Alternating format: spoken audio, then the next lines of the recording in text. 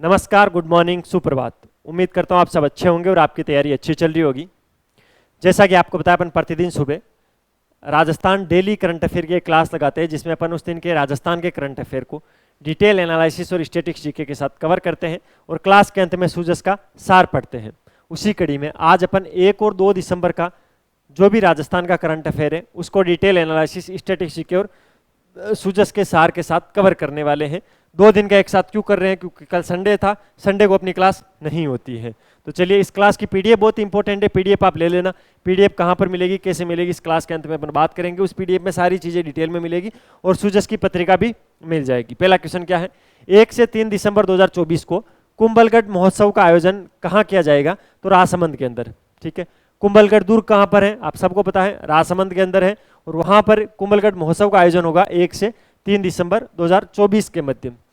इससे पहले अपन ने पढ़ा था बूंदी महोत्सव। बूंदी महोत्सव कब मनाया गया था? 18 से 20 नवंबर। कब? 18 से 20 नवंबर को मनाया गया था। कहाँ पर मनाया गया था? बूंदी के अंदर मनाया गया था। अलवर के अंदर मत्स्य महोत्सव मनाया गया था। मत्स्य महोत्सव कहाँ पर मनाया गया था? अलवर के अंदर मनाया गया था। तारीख आपसे पूछ ले तो 25 से 27 नवंबर। 25 से 27 नवंबर को मत्स्य महोत्सव अलवर के अंदर मनाया गया था। ठीक है, राजसमंद के अंदर कुंभलगढ़ महोत्सव मनाया जाएगा 1 से 3 दिसंबर, यानी अभी चल रहा है, कल ये समाप्त हो जाएगा। इसके अलावा झालावाड़ झालरापाटन के अंदर चंद्रभागा पशु मेला भरता है।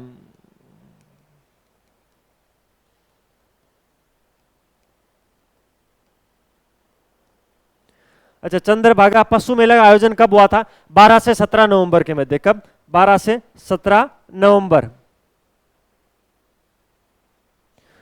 चारों चीजें ध्यान रखनी है, एग्जाम में कोई सी भी पूछी जा सकती है। 1 से 3 दिसंबर 2024 के मध्य कुंभलगढ़ महोत्सव मनाया गया था राजसमंद के अंदर, या अभी मनाया जा रहा है। बूंदी के अंदर बूंदी महोत्सव 18 से 20 नवंबर को मनाया गया था। मत्स्य महोत्सव अलवर के अंदर मनाया गया था 25 से 27 नवंबर के मध्य। वहीं झालावाड़ के झालरापाटन में चंद्रभागा पशु मेला भरा था 12 से 17 नवंबर के मध्य। तो सारे फैक्ट आपको उंगलियों पे याद होने चाहिए। अगले क्वेश्चन पे चलते हैं। जयपुर की पूनम सपेरा ने हाल ही में कौन सी प्रतियोगिता में गोल्ड मेडल जीता है? प्रतियोगिता पूछी है और आपसे यह भी पूछा जा सकता है जो पूनम सपेरा है वो क्या बजाती है, क्या नहीं बजाती है। तो सारे फैक्ट अपन अच्छे से कवर कर लेते हैं। देखिए, पहले क्वेश्चन में क्या लिखा है, क्वेश्चन का आंसर दे देते हैं पहले तो, कि जयपुर की जो पूनम सपेरा है उसने कौन सी प्रतियोगिता के अंदर गोल्ड मेडल जीता है? तो 25वीं अखिल भारतीय पुलिस बैंड प्रतियोगिता के अंदर। किसमें? 25वीं अखिल भारतीय पुलिस बैंड प्रतियोगिता के अंदर। पूनम सपेरा कहाँ से हैं? तो ये जयपुर से हैं, गुलाबी नगरी जयपुर से हैं, जो कि राजस्थान की राजधानी भी है। तो पूनम सपेरा जयपुर से हैं और 25वीं अखिल भारतीय पुलिस बैंड प्रतियोगिता में गोल्ड मेडल जीता है। ठीक है, ये जो 25वीं अखिल भारतीय पुलिस बैंड प्रतियोगिता वो कहाँ पर आयोजित हुई थी? तो ये असम के अंदर आयोजित हुई थी। असम में आयोजित 25वीं अखिल भारतीय पुलिस बैंड प्रतियोगिता। ठीक है, तो बेस्ट फीमेल कंडक्टर के अंदर इन्होंने गोल्ड मेडल जीता है और ये पुलिस बैंड के अंदर, ये बैंड बजाने के अंदर माहिर है पूनम सपेरा, आपको ध्यान रखना है। नेक्स्ट क्वेश्चन, हाल ही में उस्ताद बिस्मिल्लाह खान युवा अवार्ड किसे प्रदान किया गया? यह क्वेश्चन बहुत ही इंपॉर्टेंट है भाई, ध्यान रखना है। इस क्वेश्चन को 3 स्टार लगा लेना। ये किसी भी एग्जाम के अंदर आगामी 1 वर्ष के अंदर आपको देखने को मिल सकता है। ठीक है, राष्ट्रीय संगीत नाटक अकादमी किसके द्वारा? राष्ट्रीय संगीत एवं नाटक अकादमी।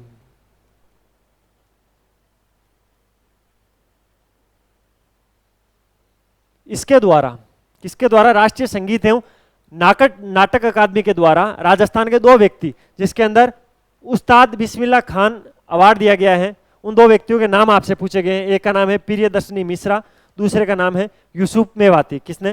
प्रियदर्शनी मिश्रा और यूसुफ मेवाती को उस्ताद बिस्मिल्लाह खान युवा अवार्ड दिया गया है राष्ट्रीय संगीत एवं नाटक अकादमी के द्वारा। ठीक है, यूसुफ मेवाती कहाँ पर हैं, कहाँ के हैं? तो ये मेवाती घराने के हैं। मेवाती घराना कहाँ का है? तो अलवर का है।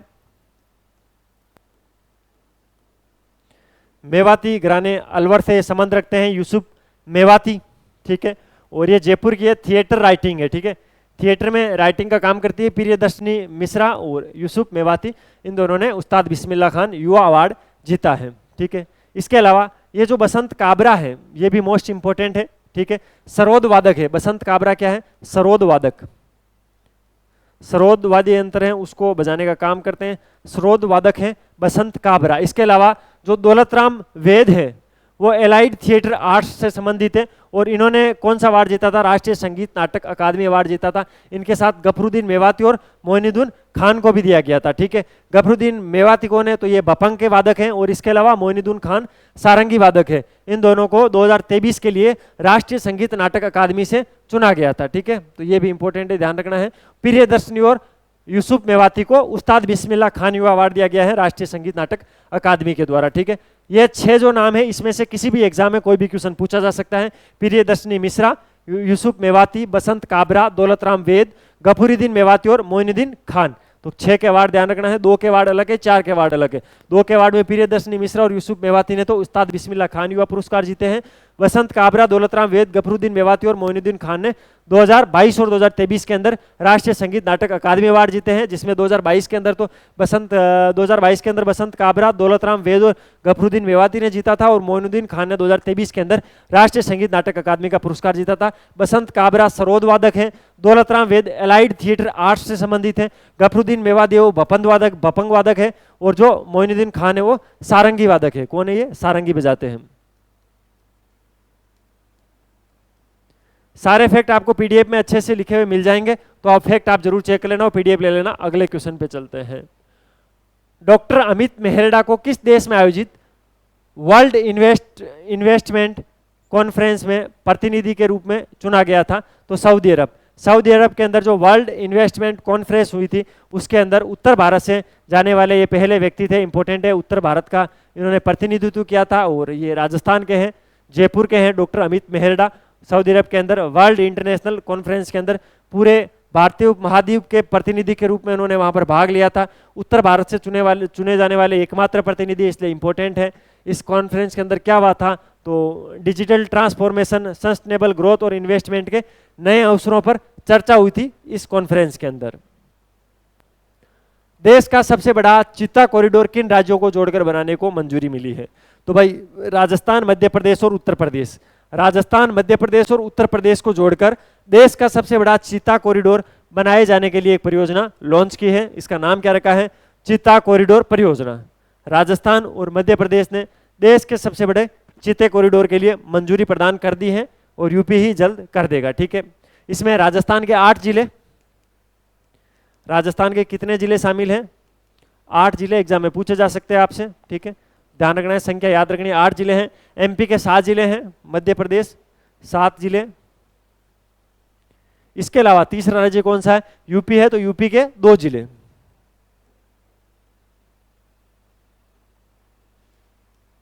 राजस्थान के 8 जिले, एमपी के 7 जिले, यूपी के 2 जिले किस चित्ता कॉरिडोर परियोजना के अंदर है, जो कि राजस्थान, मध्य प्रदेश और यूपी के मध्य मंजूरी मिली है।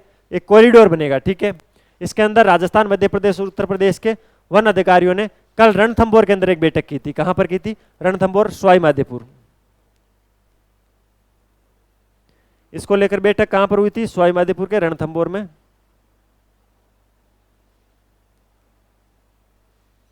फैक्ट आपको ध्यान रखना है। जिले याद रखना, राजस्थान के 8 जिले, एमपी के 7 जिले, यूपी के 2 जिले हैं। देश का सबसे बड़ा चित्ता कॉरिडोर है राजस्थान, मध्य प्रदेश और उत्तर प्रदेश के मध्य और सवाई माधोपुर के अंदर कल जो रणथंभौर है सवाई माधोपुर में, वहां पर इसके अधिकारियों की आधिकारिक बैठक हुई थी। अगला क्वेश्चन, भोपाल में आयोजित इंडिया ओपन शूटिंग चैंपियनशिप में राजस्थान के किस खिलाड़ी ने स्वर्ण पदक जीता है, तो राजश्री राठौड़। राजस्थान की राजश्री राठौड़ ने इंडिया ओपन शूटिंग चैंपियनशिप में स्वर्ण पदक जीता है, गोल्ड पदक जीता है, ठीक है, गोल्ड मेडल जीता है। मैं आपको हर क्लास में ये कहता हूं कि जहां भी अगर कोई खिलाड़ी गोल्ड मेडल जीतता है राजस्थान का, तो वो एग्जाम की दृष्टि से बहुत ही इंपॉर्टेंट हो जाता है। ध्यान रखना है, राजश्री राठौड़ ने गोल्ड मेडल जीता है। अवनी लेखरा क्या है, निशानेबाज है। कहां की है, जयपुर की है। मोना अग्रवाल क्या है, निशानेबाज है।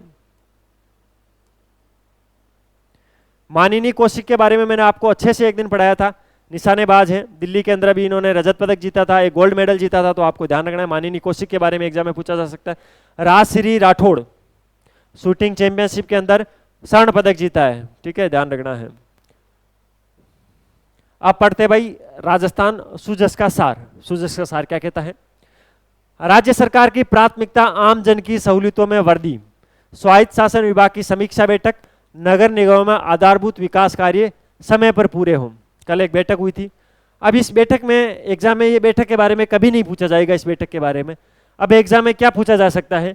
अगर सुजस के अंदर श्री अन्नपूर्णा रसोई में भोजन की गुणवत्ता सुनिश्चित हो, अधिकारी औचक निरीक्षण करें, ये लाइन लिखिए तो अन्नपूर्णा रसोई योजना है वो इंपॉर्टेंट हो गई है, अब आपको एग्जाम की दृष्टि से पढ़नी है। इसके अलावा भजनलाल शर्मा ने कहा कि पीएम आवास योजना शहरी 2.0 अहम योजना है, इसकी निरंतर समीक्षा करते हुए जरूरतमंदों को लाभान्वित किया जाए। इसका मतलब क्या हुआ कि जो पीएम आवास योजना शहरी 2.0 है वो एग्जाम में पूछी जा सकती है। प्रधानमंत्री स्वनिधि योजना, ठीक है, इस योजना के तहत चरणबद्ध किस्तों को समय से जारी पात्र व्यक्ति को लाभान्वित किया जाए। प्रदेश में संचालित श्री अन्नपूर्णा रसोई योजना की समीक्षा करते हुए उन्होंने निर्देश दिए कि आम जन को परोसे जाने वाले भोजन की गुणवत्ता सदैव सुनिश्चित रहे, साफ सफाई का ध्यान रखा जाए और समय पर इन रसोइयों का औचक निरीक्षण किया जाए। तो ये पूछी जा सकती है एग्जाम में। शहरों के आधारभूत विकास कार्यों को पूरा करने के लिए कौन कौन सी योजनाएं चल रही है? ये योजनाएं चल रही है भाई, 4 योजनाएं, इस पर काम करने की जरूरत है, भजनलाल जी ने ऐसा कहा है। तो ये योजनाएं कौन कौन सी है? मुख्यमंत्री जी ने कहा कि अमृत 2.0, अमृत 2.0 के तहत शहरी निकायों में जलापूर्ति, सीवरेज, जल निकायों के जीर्णोद्धार कार्य में गति लाई जाए जिससे आमजन लाभान्वित हो। स्वच्छ भारत मिशन 2.0 के तहत solid waste management, used water management एवं सैनिटेशन कार्यों की समीक्षा की और इसे समय पर पूरा करने के निर्देश दिए। तो स्वच्छ भारत मिशन 2.0 सुजस में पूछा है तो एग्जाम में इंपॉर्टेंट है। स्मार्ट सिटी मिशन के तहत चल रहे विकास कार्यों की प्रगति की जानकारी भी ली है, तो ये भी एग्जाम में इंपॉर्टेंट है। रोजगार के अवसर उपलब्ध कराने के लिए प्रतिबद्धता के साथ राज्य सरकार कार्य कर रही है।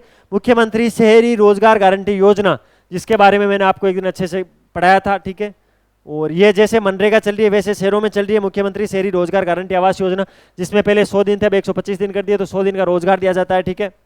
पात्र जॉब कार्ड होना चाहिए, एक परिवार से एक व्यक्ति को दिया जाएगा। सारी चीजें मैंने आपको पढ़ा रखी है, ठीक है।